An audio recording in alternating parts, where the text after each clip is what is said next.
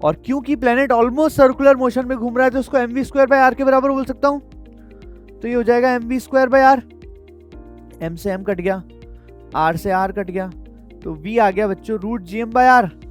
इसमें अपन ने basic circular motion लगाया है कि यार कोई अगर चीज घूम रही है तो जो फोर्स लगता है टुवर्ड्स द सेंटर उसको मैं mv²/r के बराबर बोलूंगा।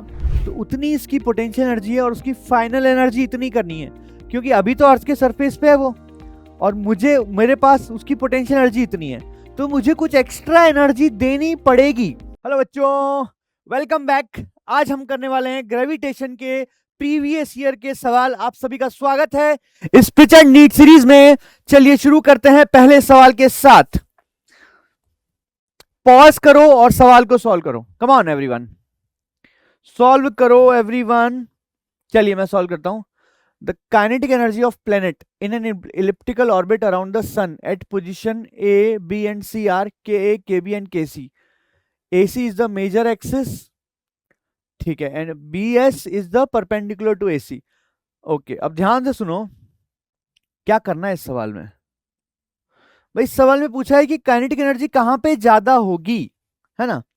अब यार अपन को ये बात पता है कि जितना सन से दूर होता है प्लेनेट, भाई यहाँ पे सन है ना, यहाँ कहीं सन होता है, यहाँ कहीं सन होगा, ठीक है।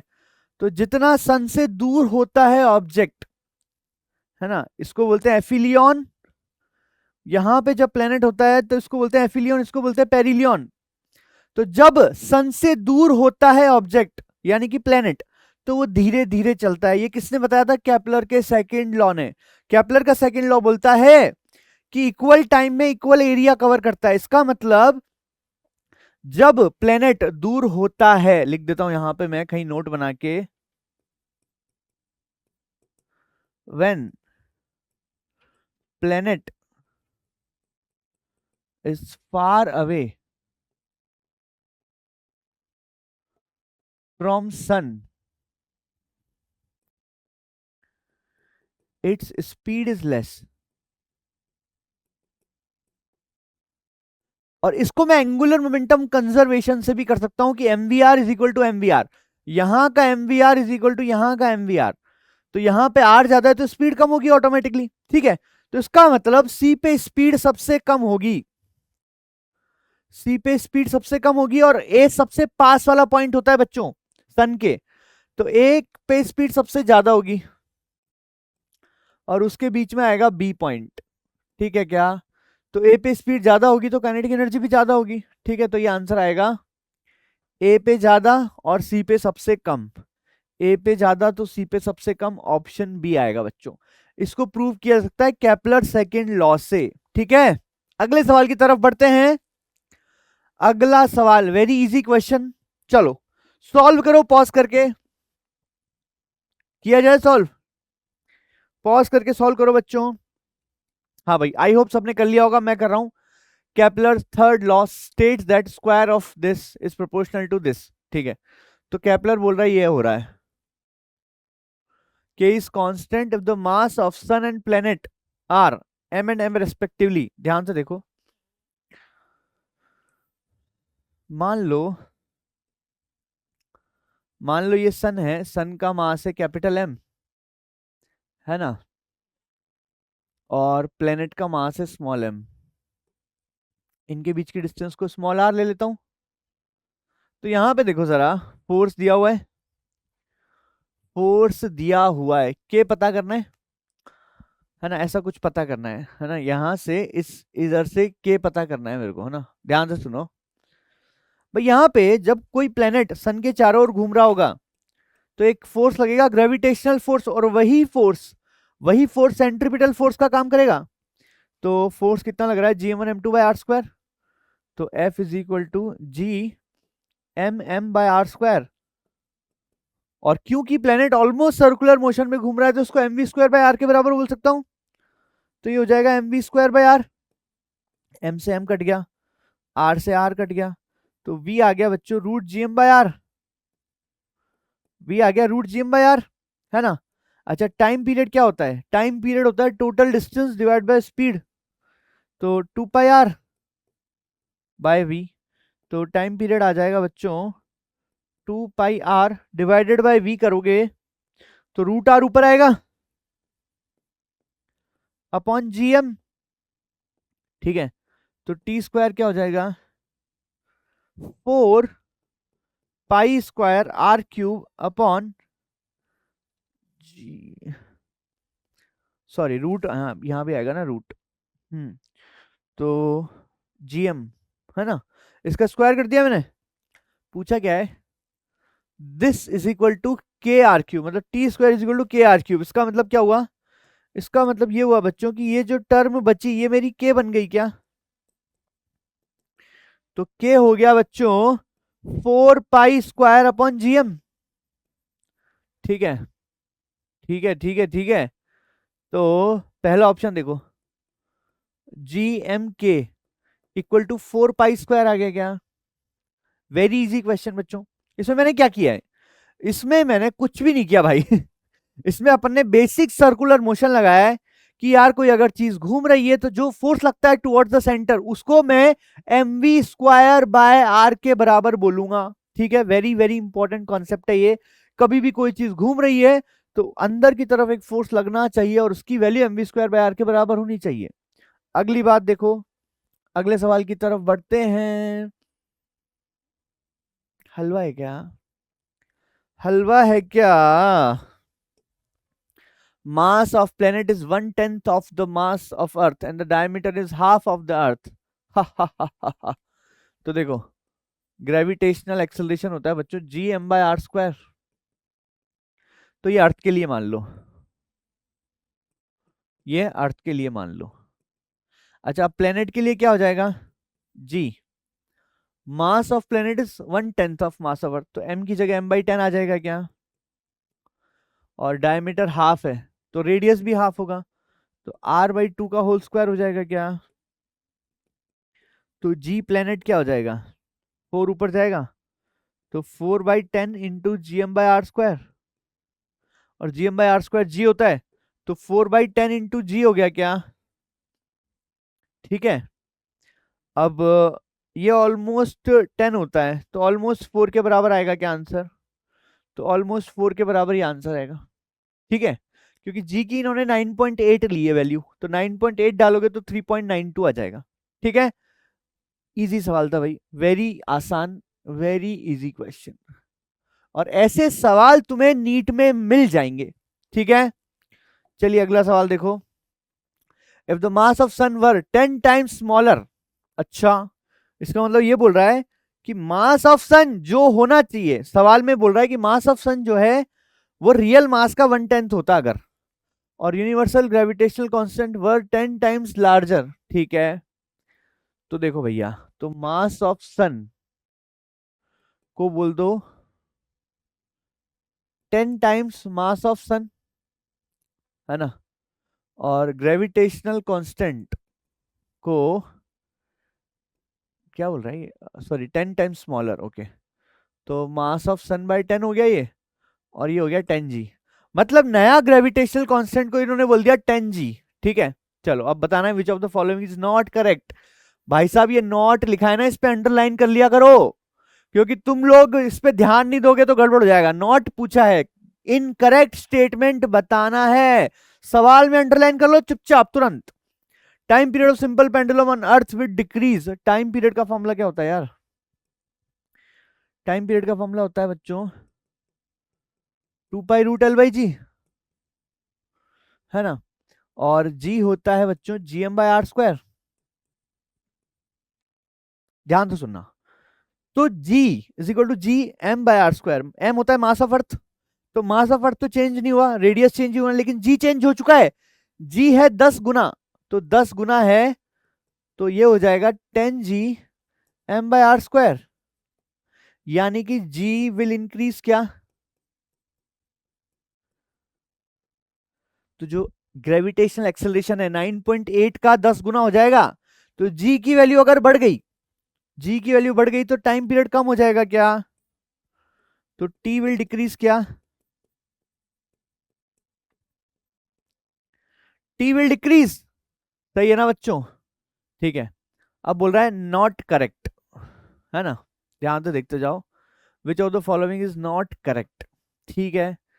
तो जी बढ़ चुका है, तो स्मॉल जी बढ़ चुका है, तो टाइम पीरियड कम हो गया। टाइम पीरियड सिंपल, ये तो स्टेटमेंट सही है बट नॉट करेक्ट पूछा है ना। Walking on the ground would become more difficult, हाँ भाई, तो walking on the ground will become more difficult. भाई अब सोचो जरा, ग्रेविटी बढ़ गई तो चलना टफ हो जाएगा, सही बात है ये भी। Rain drops will fall faster, ये भी सही है, क्योंकि ग्रेविटी अगर बढ़ गई तो जल्दी जल्दी गिरेगी, फास्ट गिरेगी। G on earth will not change, लेकिन जी तो बढ़ चुका है, जी बढ़ चुका है, तो ये स्टेटमेंट गलत है क्या? तो अगर कभी भी सवाल में नॉट करेक्ट पूछा है तो पहले सही गलत देख लो, लेकिन गलत पूछा है तो ये स्टेटमेंट सही हो जाएगा क्या? मतलब मेरा आंसर तो डी हो जाएगा, ठीक है। अगले सवाल की तरफ बढ़ते हैं। हाँ भाई, हाँ भाई, हाँ भाई, हाँ भाई, हाँ भाई। A body weighs 72 newton on the surface of earth, इसका मतलब mg कितना है? 72, ठीक है। What is the gravitational force on the height equal to half the radius of earth? ध्यान से सुनना, जब मैं ऊपर जाता हूं, है ना, अब मैं अगर किसी ऑब्जेक्ट को ऊपर लेके जाता हूं तो वहां पे ग्रेविटेशनल एक्सेलरेशन कम होता जाता है, उसकी वैल्यू होती है बच्चों g अपॉन 1+h/r का होल स्क्वायर। तो ये हो जाएगा g अपॉन 1+ हाइट क्या है? Height equal to half the radius, तो h है बच्चों r/2, h कितना है? r/2 अपॉन r का होल स्क्वायर। तो ये है g 1+हाफ यानी कि 3/2 का स्क्वायर, तो 3/2 का स्क्वायर हो जाएगा 9/4, तो 4 ऊपर चला गया।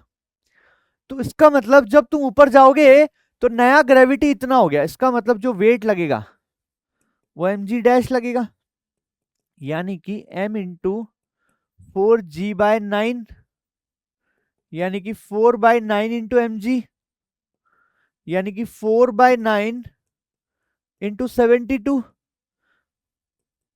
32 न्यूटन आएगा क्या? तो इसका आंसर आ जाएगा बच्चों 32 न्यूटन। सिंपल फॉर्मूला बेस्ड सवाल था, ये फॉर्मूला सबको याद होना चाहिए। ये फॉर्मूला कब लगाते हैं? जब ऑब्जेक्ट ऊपर चला जाता है तो उसकी ग्रेविटेशनल एक्सेलरेशन कम हो जाता है, मतलब अर्थ उसको कम वेट से खींचेगी, कम फोर्स से खींचेगी। अगला सवाल, what is the depth at which acceleration due to gravity becomes 1/n times the value on the earth? ठीक है, ध्यान से सुनो, जब मैं अर्थ के अंदर जाता हूं, ध्यान से देखना बच्चों,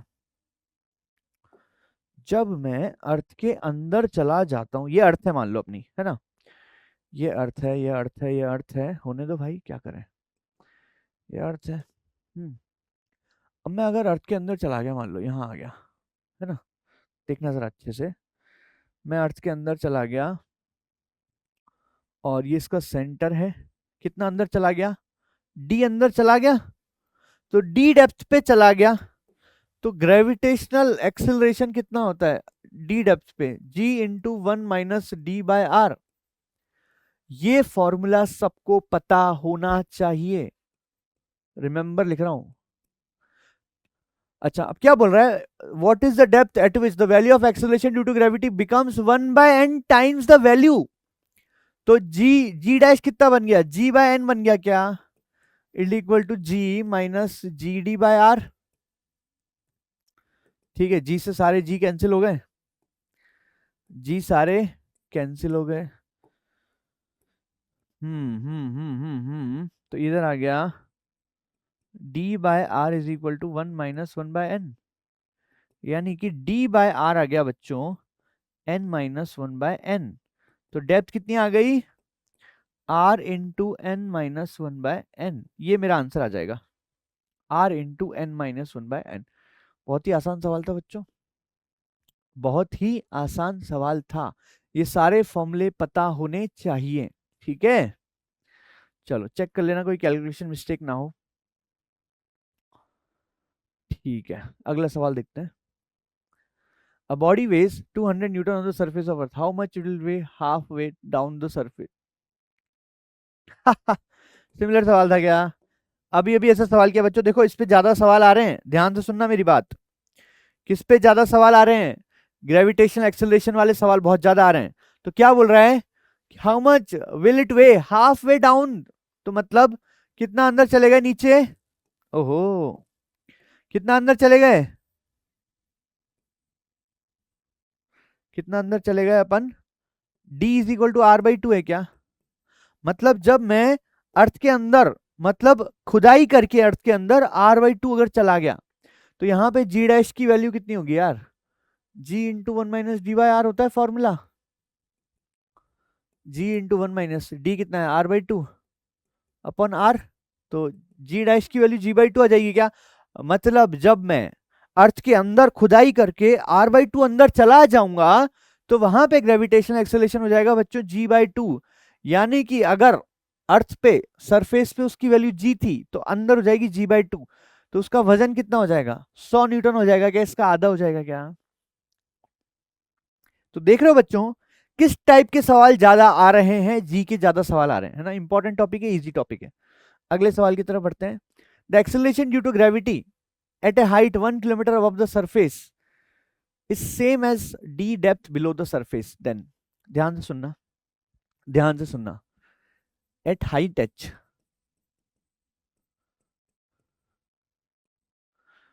जी डैश होता है g into one minus two h by R, है ये कौन सा फॉर्मूला है भाई, अभी तो मैंने बताया था कि जो हाइट पे जी होता है g upon one plus h by R का होल स्क्वायर होता है, ये क्या लफड़ा है बच्चों, ध्यान से सुनो, ये फॉर्मूला अपन तब लगाते हैं जब हाइट बहुत छोटी हो, 1 2 5 10 kilometre 20 kilometre 25 kilometre 50 kilometre 100 kilometre तक, ये वाला फॉर्मूला लगाते हैं। अगर हाइट ज्यादा है, जैसे कि मान लो बोलता है कि 2000 किलोमीटर, तो अपन को फिर वो वाला फॉर्मूला लगाना पड़ेगा, तो ये कब लगेगा जब एच बहुत छोटा है, ठीक है। अच्छा, और डेप्थ पे क्या लगता है,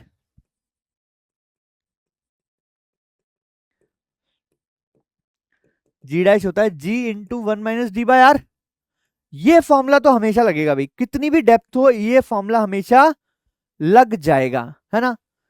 देखो अब क्या किया जाए, ये बोल रहा है acceleration due to gravity at height 1 kilometre of the surface is same as depth D, तो दोनों को बराबर कर दो, एच की वैल्यू कितनी दी हुई है सवाल में 1 किलोमीटर, तो इसको 1 डाल के दोनों को इक्वल कर दो, तो गिवन है g dash is equal to g double dash, तो g into one minus two h by R, है ना, तो एच को अपन किलोमीटर में अगर ले लें तो किलोमीटर में कितना दिया है 1, तो 2 into 1 divide by R is equal to ji into one minus D by R, क्या ठीक है बच्चों, ऐसी बात है, ठीक है। तो इसको सॉल्व कर दो यार, खट खट खट खट, जी से जी कैंसिल हो गया, तो 2 by R is equal to d by R आ गया, तो डेप्थ क्या आ गई 2 किलोमीटर्स, क्या हुआ ये, इसको समझते हैं थोड़ा हिंदी में, हिंदी में समझते हैं भाई साहब, इसमें क्या बोला गया है कि g dash is equal to ji into one minus two h by R, और डेप्थ पे है g is equal g into one minus D by R, मतलब अगर मैं ऊपर जाऊंगा ना तो 2 से मल्टीप्लाई हो रहा है, तो जल्दी जल्दी कम हो रही है ग्रेविटी, मतलब ऊपर जाने का इफेक्ट डबल आता है, तो समझो कि 1 किलोमीटर ऊपर गए तो उतना ज्यादा कम हो गया ग्रेविटी जितना कि 2 किलोमीटर नीचे जाते हैं, तो मतलब ऊपर जाने पे ग्रेविटी जल्दी जल्दी कम हो रहा है, क्योंकि 2 से मल्टीप्लाइड है, समझ गए क्या भाई, 1 किलोमीटर ऊपर जाने में उतना कम हो गया जितना कि नीचे 2 किलोमीटर नीचे जाने में होगा, ठीक है। चलिए अगले सवाल की तरफ बढ़ते हैं, हा हा हा, हलवा सवाल है, सबको पता होगा कि starting from the centre of earth having radius R, value of acceleration due to gravity क्या होता है भाई, जैसे जैसे अर्थ के सरफेस से दूर जा रहे हैं अपन, है ना, तो R less than equal to R, small R क्या है सेंटर से डिस्टेंस, तो जी की वैल्यू क्या होती है बच्चों, जी आर बाय आर, ये वैल्यू होती है बच्चों ग्रेविटेशनल की, ग्रेविटेशनल एक्सेलरेशन की, है ना। और जब मैं बाहर जाता हूं, जब मैं बाहर जाता हूं अर्थ के सरफेस से ऊपर जाता हूं, तो क्या फॉर्मूला लगाते हैं, g dash is equal to g upon one plus h by R का होल स्क्वायर, ऐसा कुछ लगता है, तो one plus h by R का होल स्क्वायर, है ना, ये फॉर्मूला होता है। तो पहले तो स्ट्रेट लाइन में जाएगा क्योंकि देखो directly proportional to small are है, और फिर वो कम होता चला जाएगा। तो ये गलत है, ये गलत है। यहाँ पे देखो स्ट्रेट लाइन नहीं है ये, है ना, गलती से ध्यान रखना, थोड़ा सा स्मूथ नहीं, स्ट्रेट लाइन नहीं है, स्ट्रेट लाइन ये है। तो यहाँ पे थोड़ा सा ध्यान रखेंगे कि अर्थ के सेंटर पे जी 0 है, फिर बढ़ता जा रहा है, बढ़ता जा रहा है, बढ़ता जा रहा है, और सरफेस पे मैक्सिमम है, उसके बाद कम होता चला जा रहा है। ठीक है, तो इसका आंसर आएगा डी। अगले सवाल की तरफ बढ़ते हैं। A body of mass 60 gram experience A gravitational force when placed potential. Gravitational field intensity बतानी है बच्चों। तो ग्रेविटेशनल फील्ड इंटेंसिटी होती है फोर्स अपॉन मास। भाई जैसे F is equal to Q E होता है, इलेक्ट्रिक फील्ड क्या होता है, फोर्स अपॉन चार्ज होता है क्या। जैसे electric field force upon charge होता है, वैसे ही gravitational field force upon mass होता है। बस इतना सा लफड़ा है, इतना सा फर्क है।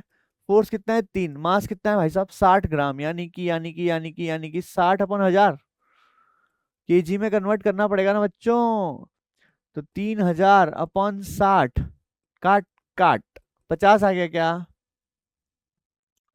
तो आई की वैल्यू आ गई बच्चों 50 न्यूटन पर केजी, 50 न्यूटन पर केजी। ठीक है, आसान सवाल था यार ये तो, बहुत ही आसान सवाल था। अगले सवाल की तरफ बढ़ते हैं। भाई ये तो यूनिट एंड डायमेंशन का सवाल है, कर दो सटासट। पहले इजी से शुरू करते हैं। एनर्जी, पोटेंशियल एनर्जी का यूनिट क्या होगा। अच्छा मैं क्या याद रखता हूं, देखो फोर्स का यूनिट मैं याद रखता हूं, बाकी कुछ याद रखने की जरूरत नहीं है। फोर्स अगर है m1 l1 t माइनस 2, तो एनर्जी यानी कि वर्क, वर्क क्या हो जाएगी भाई, एनर्जी क्या हो जाएगी, फोर्स को डिस्प्लेसमेंट से मल्टीप्लाई कर दो, तो यानी कि m1 l2 t माइनस 2 क्या। तो पोटेंशियल एनर्जी की एनर्जी होगी m1 l2 t minus 2, m1 l2 t minus 2, इसका आंसर आएगा 4।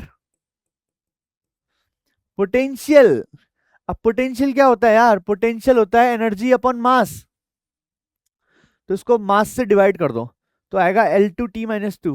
L2 t माइनस 2 है फर्स्ट में। ग्रेविटेशनल इंटेंसिटी क्या होता है यार, ये होता है बच्चों फोर्स अपॉन मास। तो फोर्स का पता है, तो ये हो गया L1 t माइनस 2, और ग्रेविटेशनल कांस्टेंट भी अगर तुम निकालना चाहते हो तो इसका आंसर है L1 t माइनस 2 ना, तो ये आ जाएगा थर्ड। देखो आंसर तो अपना आ चुका है ना, फिर भी मैं वो निकाल देता हूं। तो ग्रेविटेशनल कांस्टेंट के लिए क्या करोगे, F is equal to G M one M two by R square. तो G क्या हो जाएगा, F R square upon M one M two, तो खट खट हो गया। F का पता है m1 l1 t minus 2 l2 upon m2, तो ये हो जाएगा m minus 1 l3 t minus 2, m minus 1 l3 t minus 2, तो इसका आ जाएगा 2। बट जब नीट में करोगे तो इतने सारे करने की जरूरत नहीं है, इसमें एक आध देख के ऑप्शन देखना शुरू कर दो। तो 2413, 2413 ऑप्शन सी आ गया। आसान सवाल है बच्चों ना, बट इस टाइप के सवाल इंपॉर्टेंट है यार। क्यों, क्योंकि नीट में आजकल ये जो अपना यूनिट डायमेंशन है इसके सवाल आते हैं, डायमेंशन पूछा जाता है। ठीक है, चलो खटाखट कर दो। आहा, इसमें आएगा मजा, वेरी इंपॉर्टेंट। इसको मैं तुम्हें शॉर्टकट से भी बताऊंगा भाई, एक बार मैं कर देता हूं नॉर्मल तरीके से, फिर शॉर्टकट से भी बता देता हूं। Work done to raise a mass m from the surface of earth to height h। ध्यान से देखो, ध्यान से देखो बच्चों, कैसे करते हो तुम इस टाइप के सवाल को, जैसे तुम करते हो वैसे करके बताता हूं पहले, हो सकता है कुछ बच्चों को पता हो शॉर्टकट। तो जैसे मान लो ऑब्जेक्ट यहां रखा है ए पे, मुझे इसको बी हाइट पे लेके जाना है, क्या एच हाइट पे लेके जाना है। तो अगर एच बहुत छोटा होता तो डायरेक्ट एमजीएच कर देता, है ना, लेकिन यहां पे अपन नहीं मानेंगे ऐसा। ठीक है, चलो हाँ भाई एच देखो, एच बहुत बड़ा है यार, height h which is equal to radius of earth, तो height h is equal to R है भाई, तो कभी भी इसको एमजीएच मत बोल देना। भाई वर्क पावर एनर्जी वाले चैप्टर में अपन डायरेक्ट mgh बोलते थे, लेकिन वहां पे हाइट बहुत कम होती थी। तो मुझे क्या करना है, work done is equal to delta U होता है ना, यानी कि U B minus U A. तो ए पे पोटेंशियल एनर्जी कितनी होगी यार, minus G M M by R. और बी पे पोटेंशियल एनर्जी क्या होगी भाई, बी की यहां से height H equal to R है, तो सेंटर से हाइट डिस्टेंस कितनी हो जाएगी 2r। तो ये हो जाएगा minus G M M by 2r क्या, तो पुट कर दें इस इक्वेशन में। तो देयर फॉर वर्क डन क्या हो जाएगा, U B minus U A, यानी कि minus G M M by 2r plus G M M by R. तो वर्क डन क्या हो गया बच्चों,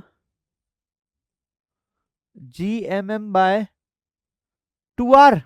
अब ध्यान से समझते जाओ यार, ध्यान से सुनो भाई, स्मॉल जी क्या होता है यार, स्मॉल जी होता है जीएम बाय आर स्क्वायर। तो जहां भी जीएम दिखे उसको जी आर स्क्वायर लिखा जा सकता है क्या, तो जीएम की जगह लिखूंगा g R square into M upon 2r। तो ये कितना हो गया, आर से आर कट गया, तो आंसर आ गया बच्चों एम जी आर बाई 2। ये है इसका लॉन्ग कट। अब मैं दिखाता हूं तुम्हें शॉर्टकट, है ना, इस शॉर्टकट को याद रखेंगे, नोट,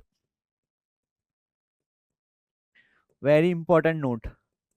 ध्यान से देखो भाई, ध्यान से देखो भाई, ध्यान से देखो भाई, ध्यान से देखो भाई।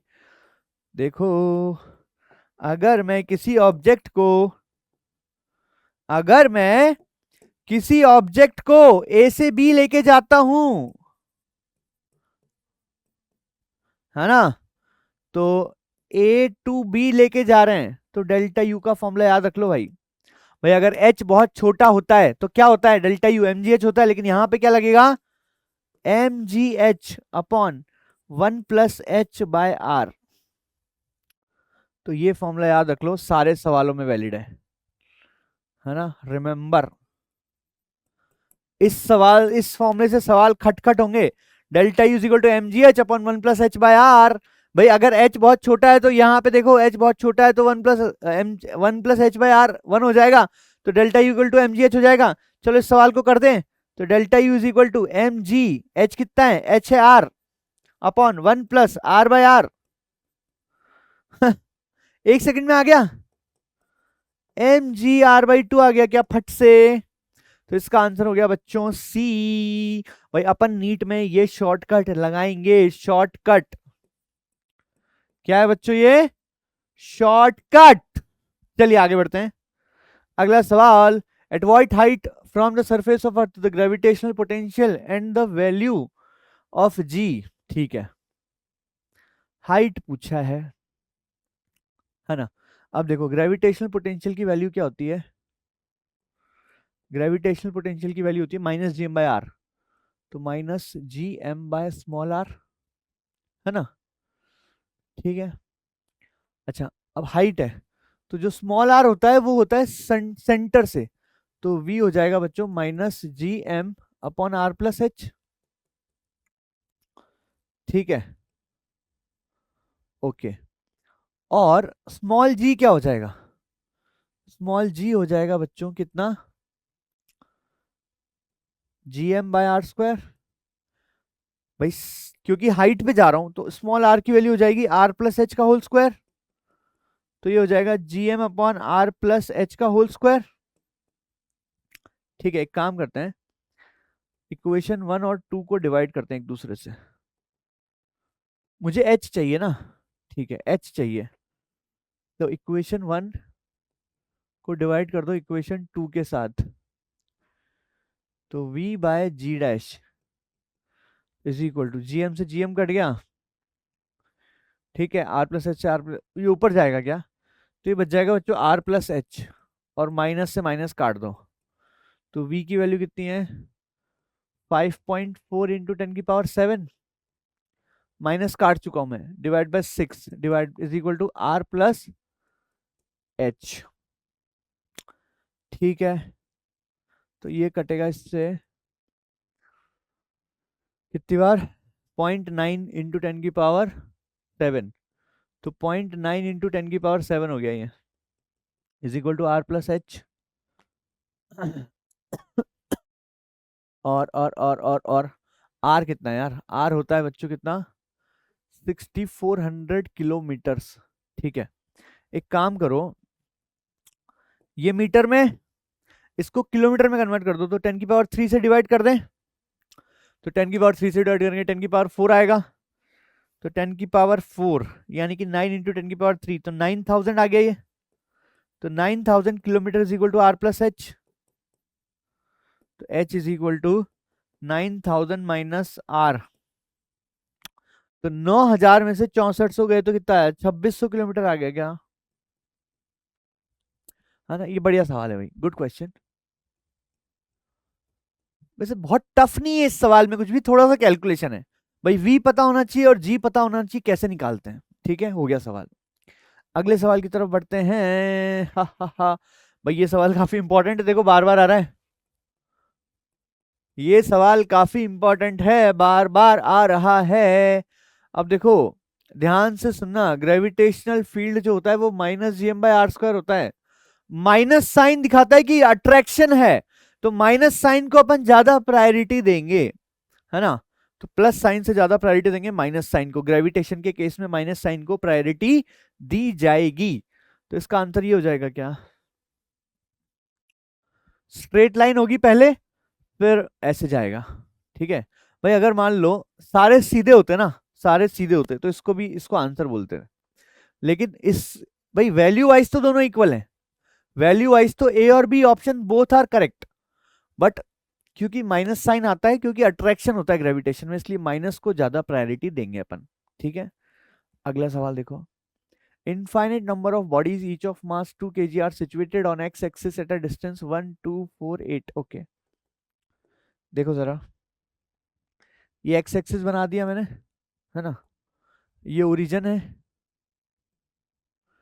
ये 1 है, ये 2 है, ये 4 है, ये 8 है ना, और है ना कहाँ कहाँ रखे हुए, 1 kg 2 मीटर, है ना। तो सब पे 2 kg रखा हुआ है क्या, यहाँ पे 2 kg रखा हुआ है, यहाँ पे भी 2 kg रखा हुआ है, यहाँ पे भी 2 kg रखा हुआ है, यहाँ पे भी 2 kg रखा हुआ है, और आगे भी 2 kg रखा हुआ है क्या। तो ग्रेविटेशनल पोटेंशियल क्या हो जाएगा, वी ओ निकाल दो भाई, ग्रेविटेशनल पोटेंशियल का फॉर्मूला होता है -gm/r, बोलो, -gm/r होता है क्या, तो यहां से क्या हो जाएगा, -gm/r, कितना है 1 है क्या, माइनस इसका क्या होगा, -gm/r कितना है 2, -gm/4, -gm/8, चलता जाएगा क्या, है ना, इनफाइनाइट तक चलता जाएगा ऐसा। तो एक काम करते हैं, -gm को कॉमन ले लेता हूं मैं, अब बचा क्या, 1 + ½ + 1/4 + 1/8, ऐसा कुछ बचा क्या। अब ये याद रखो बच्चों, ये क्या इनफाइनाइट जीपी है क्या,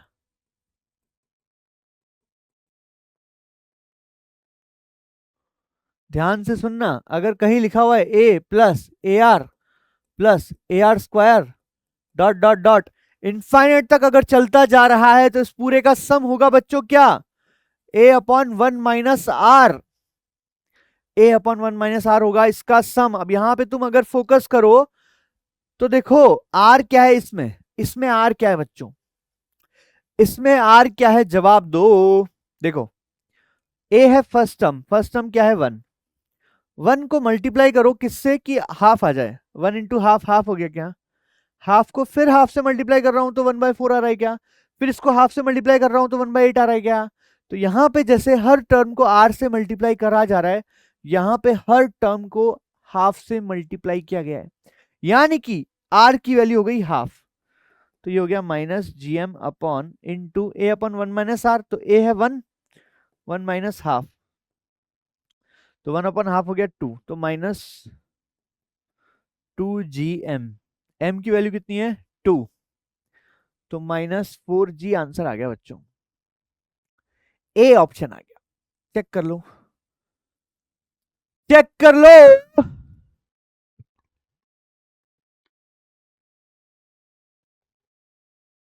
अगले सवाल की तरफ बढ़ते हैं बच्चों।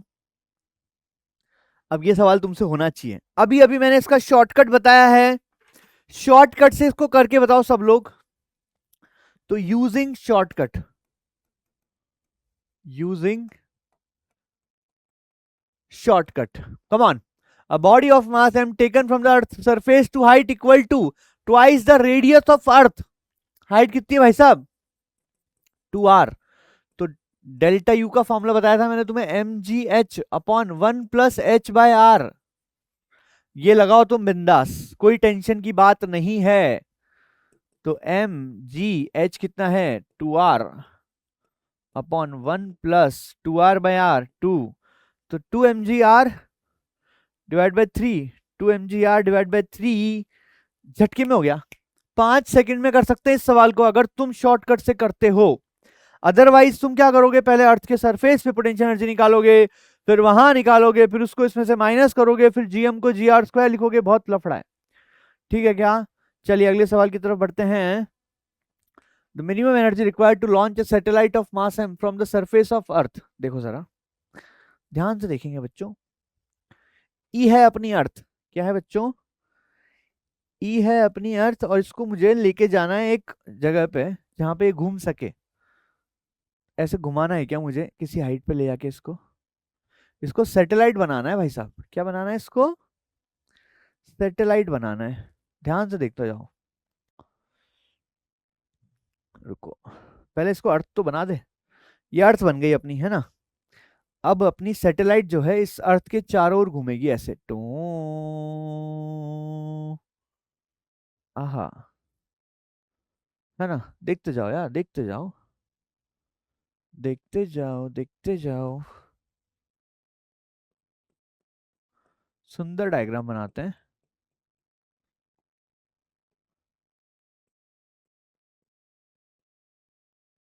है ना। ध्यान से सुनना बच्चों, हो क्या रहा है यहाँ पे, पूरी कहानी समझाता हूँ अच्छे से।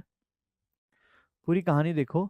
Minimum energy required to launch a satellite of mass m from the surface of earth and radius in the altitude, altitude of 2r। मतलब हाइट कितनी है इसकी, अर्थ के सरफेस से 2r हाइट है भाई साहब। अब अर्थ के चारों ओर 2r हाइट पे कोई जो सैटेलाइट होती है उसकी एनर्जी क्या होती है यार, एनर्जी ऑफ सैटेलाइट क्या होती है बच्चों, एनर्जी ऑफ सैटेलाइट का फॉर्मूला होता है बच्चों -gmm/2r। ये होती है बच्चों टोटल एनर्जी। और ध्यान रखना यहां पे जो स्मॉल आर होता है, स्मॉल आर होता है सेंटर से डिस्टेंस। तो अगर हाइट 2r है तो सेंटर से डिस्टेंस हो जाएगी 3r। तो एनर्जी हो जाएगी बच्चों -gmm/2 इंटू 3r। तो जो एनर्जी हो जाएगी वो हो जाएगी -gmm/6r।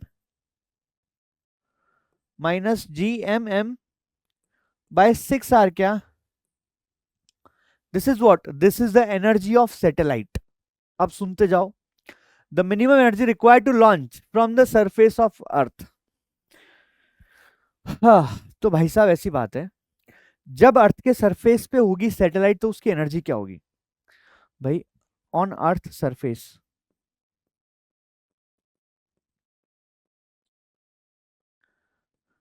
उसकी पोटेंशियल एनर्जी क्या होगी, -gmm/r होगी। तो उतनी इसकी पोटेंशियल एनर्जी है और उसकी फाइनल एनर्जी इतनी करनी है, क्योंकि अभी तो अर्थ के सरफेस पे है वो, और मुझे मेरे पास उसकी पोटेंशियल एनर्जी इतनी है, तो मुझे कुछ एक्स्ट्रा एनर्जी देनी पड़ेगी, है ना।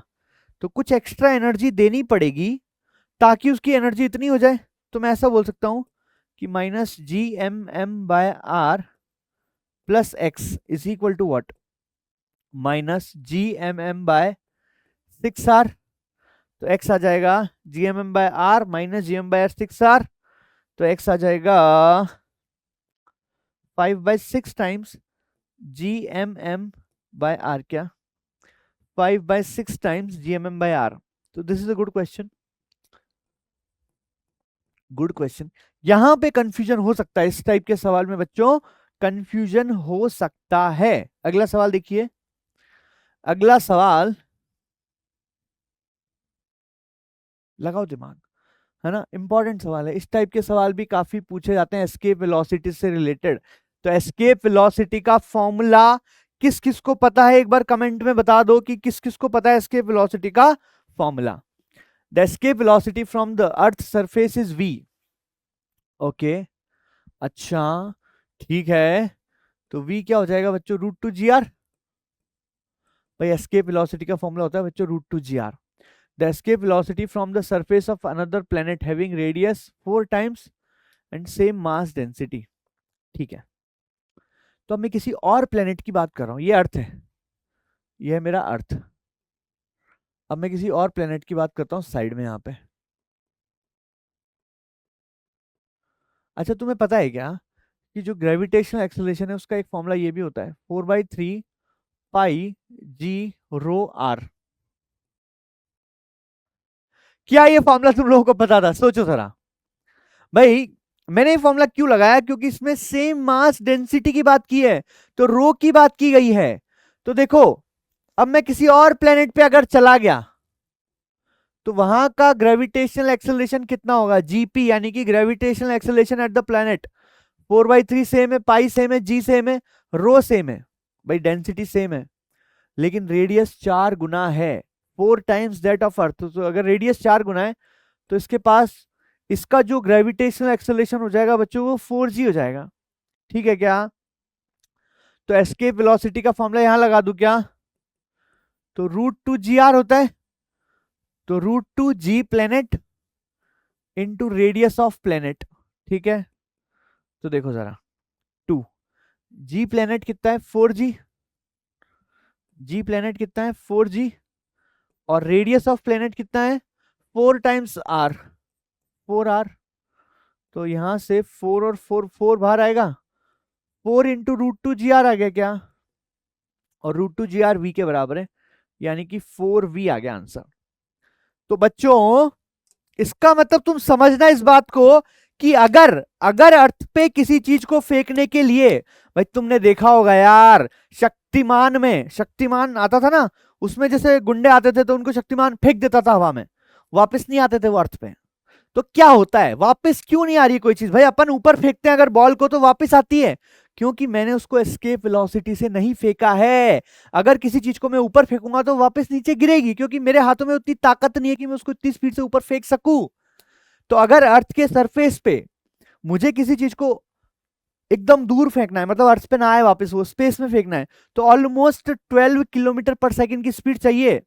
तो उस प्लेनेट पे कितनी स्पीड चाहिए, 48 किलोमीटर पर सेकंड। बच्चों आजकल पता है क्या हो रहा है, आज अभी तक तो जो भी अपन सैटेलाइट भेजते हैं वो रॉकेट से भेजते थे, तो रॉकेट से भेजने में क्या होता है कि बहुत ज्यादा फ्यूल कंज्यूम होता है। तो भाई जैसे मान लो सैटेलाइट का वजन है, मान लो एक्स, तो जो अपना फ्यूल है उसका वजन होता है मान लो 50x, और you can say at least 20x तो होता ही है। तो भाई इतना ज्यादा फ्यूल कंज्यूम हो रहा है, और भी ज्यादा होता है बल्कि। ठीक है, तो आजकल क्या एक नई टेक्नोलॉजी आने वाली है बच्चों, उसको बोलते हैं स्पिन लॉन्च। तो उसमें क्या करेंगे अपन, जैसे मान लो एक धागे में है, धागे में मैं एक पत्थर को घुमाता रहूं ऐसे भट भट भट भट भट भट भट भट भट भट और फेंक दूं, और मैंने इतनी ज्यादा स्पीड अचीव कर ली कि उसकी स्पीड मान लो 12 किलोमीटर पर आवर हो गई, खट खट खट खट घुमा रहा हूँ घुमा रहा हूँ घुमा रहा हूँ, एकदम से छोड़ दिया मैंने। तो अगर 12 किलोमीटर पर सेकंड स्पीड अचीव होगी तो भाग जाएगा क्या, वापस नहीं गिरेगा। तो वही टेक्नोलॉजी आ रही है बच्चों, उसमें क्या करेंगे, सैटेलाइट को घुमाएंगे घुमाएंगे घुमाएंगे घुमाएंगे, बहुत तेज घुमाएंगे और एकदम से छोड़ देंगे। तो यहाँ पे कोई फ्यूल की जरूरत नहीं है, पूरी ताकत लगा देंगे। चलो अगला सवाल देखो, ये हो गया था ना भाइयों, इसका आंसर आ चुका था, हाँ ठीक है। The particle m is projected with velocity k v e, k less than 1 from the surface of earth, the maximum height above the earth। ठीक है, तो मुझे बताएं कि किस हाइट पे ये पहुंचेगा। फिर से मैं डायरेक्ट लॉजिक लगाने वाला हूं, दिमाग लगाने वाला हूं, देखो जरा। भाई ये ऑब्जेक्ट ए पे है, अब ये बी पे पहुंच जाएगा, कितनी हाइट पे, h हाइट पे पहुंच जाएगा, और मुझसे पूछा गया है कि कितनी हाइट पे पहुंचेगा। तो यहाँ पे इसके पास स्पीड है v, तो जब हाईएस्ट पॉइंट पे होगा तो उसकी स्पीड क्या हो जाएगी बच्चों, उसकी स्पीड हो जाएगी 0। तो अब मैं ए और बी पे काइनेटिक एनर्जी और पोटेंशियल एनर्जी को कंजर्व कर सकता हूं, मतलब U B plus K B is equal to U A plus K A, है ना। यू बी, के बी कितना है 0, हाईएस्ट पॉइंट पे वेलोसिटी 0 है, is equal to U A plus K A. तो के ए कितना हो गया, के हो गया यू बी माइनस यू ए। अब देखो तुम क्या जादू करते हैं अपन, के ए कितना है हाफ एम वी स्क्वायर, और डेल्टा यू कितना होता है, अभी अपन ने थोड़ी देर पहले देखा है, शॉर्टकट से याद करो। डेल्टा यू होता है बच्चों, यू बी माइनस यू ए का फॉर्मूला होता है M G H upon 1 + h/r। होता है कि नहीं होता? तो यहां से वेलोसिटी का फॉर्मूला क्या आ गया, यहां से वेलोसिटी का फॉर्मूला आ गया बच्चों √2gh अपॉन 1 + h/r। क्या देखो जादू हो गया, क्या जादू हुआ यहाँ पे? अरे भाई अब तक याद करो, अपन ने जब मोशन इन स्ट्रेट लाइन पढ़ा था, अगर मैं किसी चीज को ऐसे छोड़ता हूं तो नीचे आने के बाद उसकी जो स्पीड होती है वो √2gh होती है। लेकिन अगर मैं बहुत ज्यादा हाइट से फेंकता हूं तो स्पीड का फॉर्मूला बन गया क्या, डायरेक्ट इससे कर लूं क्या, ये स्पीड रट लोगे तो खट से हो गया √2gh अपॉन 1 + h/r। भाई जैसे पहले delta U is equal to mgh होता था, यहाँ पे delta is equal to mgh upon 1 + h/r है, वैसे यहाँ पे v की वैल्यू √2gh अपॉन 1 + h/r।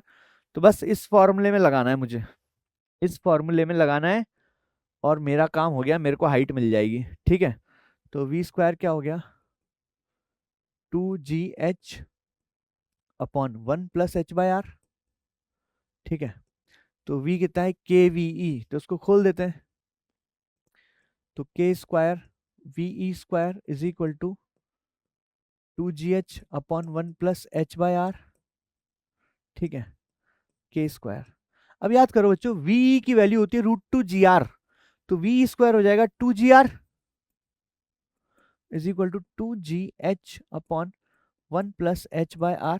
थोड़ा काटना शुरू करो, 2g से 2g मर गया है ना, थोड़ा कैलकुलेशन करते हैं, इसको इससे मल्टीप्लाई करो तो के स्क्वायर आर प्लस के स्क्वायर आर इंटू 1 + h/r करोगे तो, सॉरी h/r करोगे तो r से r गया, K square h is equal to h, height पूछा है तो हाइट आ जाएगा यहां से, height 1 - K square is equal to के स्क्वायर आर। तो हाइट आ जाएगा बच्चों के स्क्वायर आर अपॉन सही कर रहे हैं ना कैलकुलेशन, के square are upon 1 - K square, option C is correct. तो डायरेक्ट ये फॉर्मूला लगाओ ना, दिमाग मत लगाओ, ये फॉर्मूला लगाओ, शॉर्टकट, यूज शॉर्टकट। तो अपने पास हो सकता है कुछ बच्चों को ये शॉर्टकट ना पता हो, तो ध्यान रखेंगे कि delta U is equal to mgh upon 1 + h/r और v is equal to √2gh upon 1 + h/r। जो अगले सवाल की तरफ चलते हैं, the ratio of escape velocity at earth to the escape velocity at a planet whose radius and mean density are twice. अब देखो इस टाइप का सवाल फिर से आ रहा है, वेरी इंपॉर्टेंट क्वेश्चन, क्योंकि सवाल फिर से आ रहा है बच्चों, ऐसा ही है ना, ध्यान से देखना। तो हाँ भाई, अर्थ की अगर मैं बात करूं तो एस्केप वेलोसिटी हो जाएगी बच्चों √2gr, है ना, वीई मतलब एस्केप वेलोसिटी एट अर्थ। अब देखो ध्यान से सुनना, जी का एक फॉर्मूला होता है, मैं ऐसा जी का फॉर्मूला ये क्यों डाल रहा हूं, क्योंकि डेंसिटी आई है, तो डेंसिटी से रिलेटेड जी का फॉर्मूला होता है 4/3 πg ρr। तो अगर मैं प्लेनेट की बात करूंगा तो प्लेनेट का जी कितना हो जाएगा, जीपी यानी कि प्लेनेट का जी, ध्यान से सुनना, 4/3 πg तो सेम है। अब देखो radius and mean density are twice is that of earth, तो रो भी डबल है आर भी डबल है, तो जी हो जाएगा 4g क्या, ठीक है। अच्छा अब एस्केप वेलोसिटी का फॉर्मूला क्या हो जाएगा प्लेनेट के लिए, √2gr यानी कि √2g planet into are planet, तो √2g, जी प्लेनेट कितना है 4g, और आर प्लेनेट क्या है, रेडियस है डबल ऑफ अर्थ, तो 2r हो जाएगा क्या, तो यहाँ पे √8 बाहर आ जाएगा, √8 इंटू √2gr हो गया क्या, तो √2gr तो वी है ये, तो √8 इंटू वी आ गया आंसर। मतलब क्या हुआ कि प्लेनेट पे जो escape velocity हो जाएगी वो √8 टाइम्स हो जाएगी। 8 √8 होता है √2 तो 2 √2 टाइम्स हो जाएगा। तो आंसर आ जाएगा बच्चों 1/2 √2। ठीक है क्या? तो इस टाइप के सवाल देखो फिर से आया, ये फॉर्मूला अपन को फिर से लगाना पड़ा है, तो ये फॉर्मूला इंपॉर्टेंट हो चुका है अपने लिए। अगला सवाल देखिए, A satellite of mass m is orbiting the earth at height h from its energy height, और ठीक है।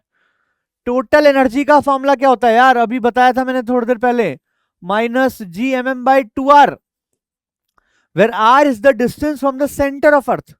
तो एनर्जी क्या हो जाएगी? -gmm upon twice of r plus h।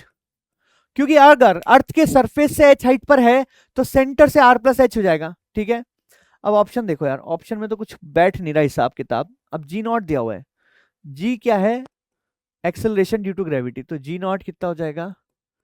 gm/r²। तो जी नॉट कितना हो जाएगा?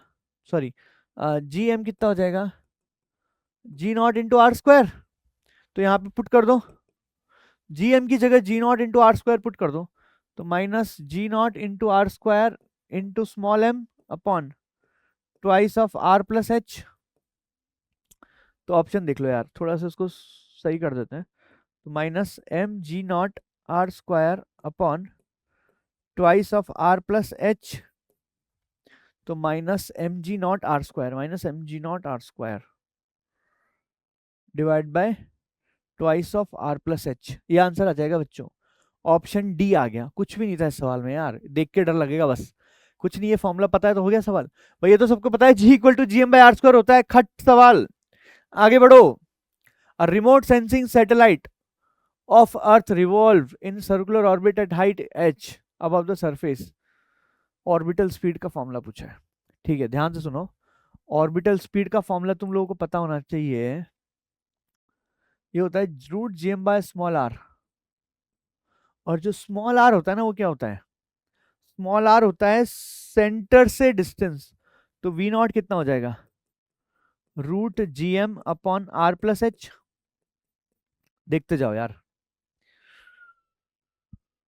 अब जी और एम को हटाना है तो स्मॉल जी से हटा सकता हूं मैं, तो क्योंकि मुझे पता है कि जी एम ये होता है gm/r²। तो जी एम हो जाएगा मेरा g r²।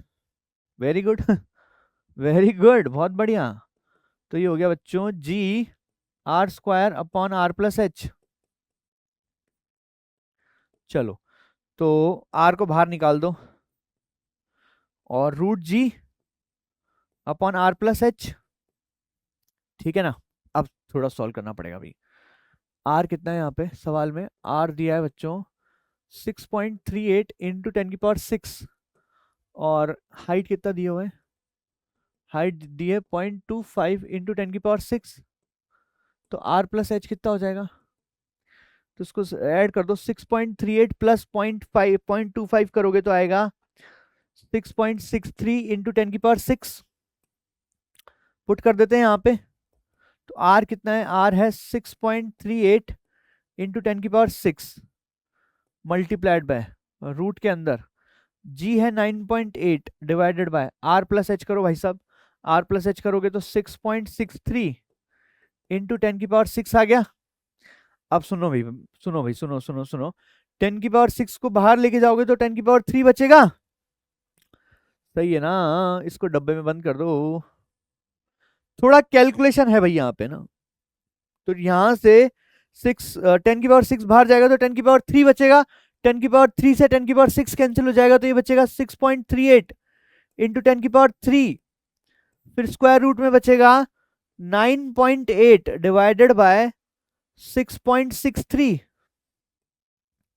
अच्छा, अब 6.63 को ऑलमोस्ट अगर मैं 1.5 से मल्टीप्लाई करूं तो क्या आएगा? 6.6 इंटू 1.5 करोगे तो 3.3 ऐड होगा, यानी कि ऑलमोस्ट 10 आएगा। तो ये ऑलमोस्ट 1.5 है। तो ऑलमोस्ट 1.5 है बच्चों ना। थोड़ा सा कैलकुलेशन थोड़ा रफली करते हैं। ऑलमोस्ट 1.5 से थोड़ा सा कम है ही है ना, तो 1.48 मान लेते हैं इसको। अब 1.44 का रूट होता है 1.2, तो ये ऑलमोस्ट 1.2 हो गया। तो 6.38 इंटू 10⁻³ इंटू 1.2 हो गया, है ना। किलोमीटर पर सेकंड में दिया है, देखो आंसर किलोमीटर पर सेकंड में दिया है, तो 10⁻³ हटा दूंगा तो किलोमीटर पर सेकंड में आ जाएगा। तो 6.38 इंटू 1.2 करोगे तो कितना आएगा यार, 7 पॉइंट समथिंग आएगा क्या? यस, तो 7.76 आ जाएगा आंसर ऑलमोस्ट। भाई एग्जैक्ट आंसर निकाल के क्या करोगे, थोड़ा रफ कैलकुलेशन करना सीखना पड़ेगा भाई, एक आध सवाल ऐसा आ सकता है एग्जाम में, तो कभी भी ध्यान दो, अगर इस टाइप का बहुत सारा डेटा हो तो इस टाइप के सवाल को अपन बाद में करो, ठीक है भाई, कोशिश करो कि इस टाइप के सवाल को बाद में करना है, ठीक है। अगला सवाल देखिए, satellite S is moving in elliptical orbit around the earth. देखो भाई साहब, तो इलिप्टिकल ऑर्बिट बनाया जाए, है ना, देखो देखो देखो,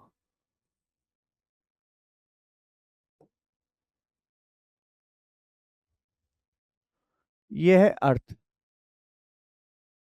ये है अर्थ, और एक सैटेलाइट घूम रही है ऐसे चारों तरफ, ठीक है। अच्छा, ये अर्थ है, एक सैटेलाइट घूम रही है, तो भाई फोर्स तो सेंटर की तरफ ही लगेगा ना, फोर्स तो अर्थ की तरफ ही लगेगा, क्या पूछ रहे हैं, the acceleration of satellite is always directed toward the centre of अर्थ, सही है भाई, फोर्स तो सेंटर की तरफ ही लगेगा, ये स्टेटमेंट सही लग रहा है। आगे देखो, the angular momentum of S about the centre of earth changes in direction, गलत है भाई, एंगुलर मोमेंटम चेंज कैसे कर जाएगा यार, एंगुलर मोमेंटम चेंज करने के लिए टॉर्क तो लगे, टॉर्क कैसे लगेगा भाई, सारा फोर्स तो अर्थ के सेंटर से पास कर रहा है तो टॉर्क लग ही नहीं सकता ना। द टोटल मैकेनिकल एनर्जी, गलत हो गया, टोटल मैकेनिकल एनर्जी कांस्टेंट होगी, लीनियर मोमेंटम रिमेन्स कांस्टेंट, गलत है, क्योंकि तुम्हें पता है कि जब पास आता है ऑब्जेक्ट, इलिप्टिकल ऑर्बिट में जब ऑब्जेक्ट पास आता है तो उसकी स्पीड बढ़ती है, तो ये भी गलत हो गया, तो इसका आंसर आ जाएगा बच्चों ए। अगला सवाल, अ black hole is an object whose gravitational field is so strong that even light cannot escape from it. To what approximate radius would Earth have to compress to black hole?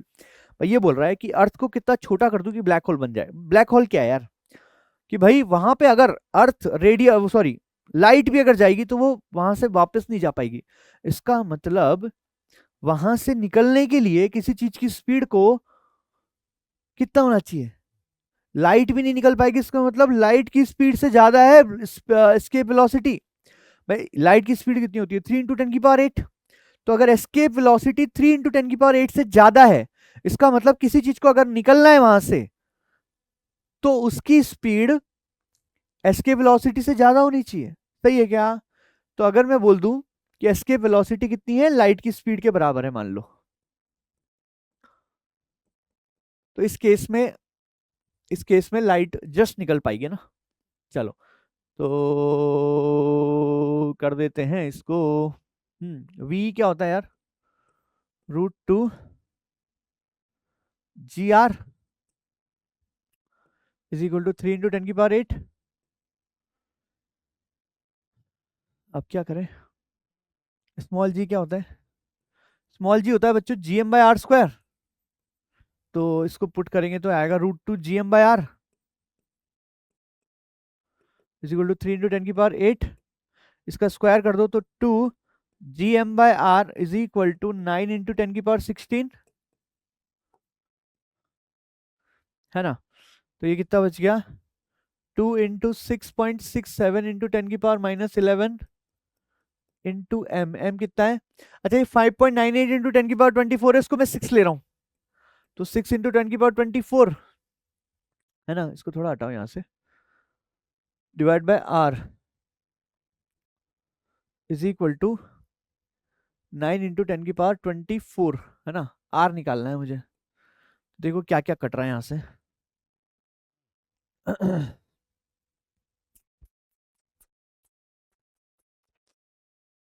क्या क्या cut रहा है, देखो 16 है ना इधर, तो sorry ये 16 है, तो ये कट गया भाई साहब कितने बार, 8 बार, और 8 और 10⁻11, तो R को इधर भेज देता हूँ, तो ये नीचे आ जाएगा, 9 नीचे आ जाएगा ना, तो 9 नीचे आ जाएगा, तो 2 × 6.67 इंटू 6 इंटू 10 की पावर -11 और 8 मिलके 3 हो जाएगा, डिवाइडेड बाय 9।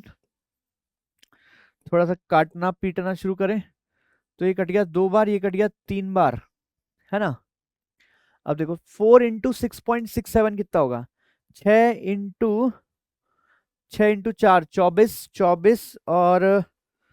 24 और कुछ 26 27 का राउंड होगा, तो ये हो जाएगा अराउंड 9 इंटू 10 की पावर -3, ऑलमोस्ट ऑलमोस्ट इतना हो गया। तो 9 को ऑलमोस्ट 10 मान लू क्या?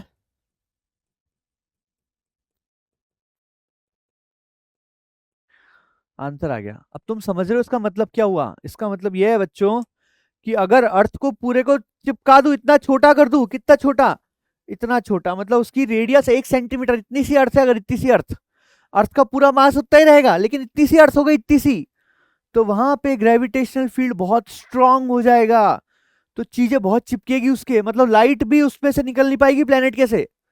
ठीक है, अगला सवाल देखो। 2 astronauts are floating in gravitational free space. भाई हवा में कहीं तो है ना, स्पेस में कहीं 2 एस्ट्रोनॉट्स है, हवा में है, तो क्या होगा? Will move towards each other, yes. भाई they will move towards each other, why? सोच के जवाब दो। भाई दोनों तो एक दूसरे पे ग्रेविटेशनल फोर्स लगाएंगे ना, कभी भी दो चीजों पे लगने वाला ग्रेविटेशनल फोर्स एक दूसरे को अट्रैक्ट ही करता है, और वहां पे और कुछ है ही नहीं, ग्रेविटेशनल फ्री और कुछ नहीं है, तो दोनों एक दूसरे की तरफ जाएंगे ना। आ गया आंसर। ठीक है बच्चों, क्लियर है? अगली क्लास में मिलेंगे। ये सारे सवाल तुम्हें खुद से पॉज करके करने हैं, जो सवाल तुमसे नहीं हुए थे पहली बार में उनको वापस करना है, वापस थोड़ी देर बाद। ठीक है? ठीक है बच्चों, tata bye bye, see you.